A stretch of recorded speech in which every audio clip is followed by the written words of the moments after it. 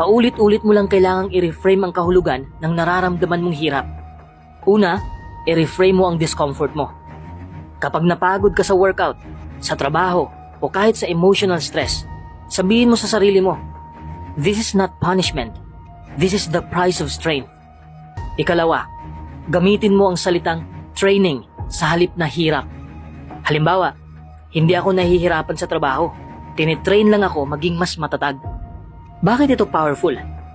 Kapag hindi mo tinatakbuhan ang sakit, wala nang makakapigil sa'yo. Kapag nasanay kang i-rewire ang utak mo, hindi mo na kailangan ng motivation. Disiplina ang papalit. At kapag mas kaya mong tiisin ang hirap kaysa sa karamihan, aangat ka kahit anong larangan. Ang utak ay parang GPS.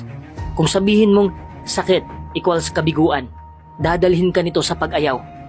Pero kung sabihin mong sakit equals pag-unlad, dadalhin ka nito sa tagumpay. Kapag na-master mo ang brain hack na ito, hindi ka na basta-basta matitinag ng hirap. Dahil ang pananaw mo sa sakit ang tunay na nagtatakda kung gaano ka kalakas. Number 2, the 40% rule. Kapag akala mong tapos ka na, nagsisimula ka pa lang.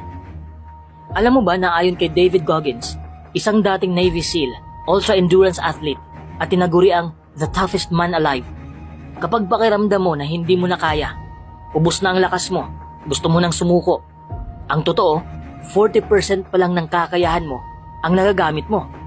Yes, 40%. Ibig sabihin, meron ka pang 60% na reserbang lakas, reserbang tapang, focus at willpower sa loob mo na hindi mo pa naaabot. Dahil ang utak mo ang unang sumusuko, hindi ang katawan mo. Bakit ganito?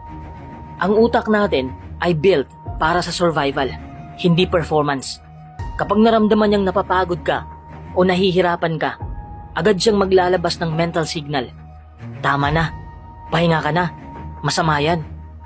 Pero hindi dahil ubos ka na, kundi dahil gusto lang ng utak mong iwasan ang discomfort.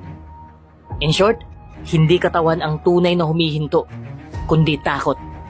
Isipin mo ito, nasa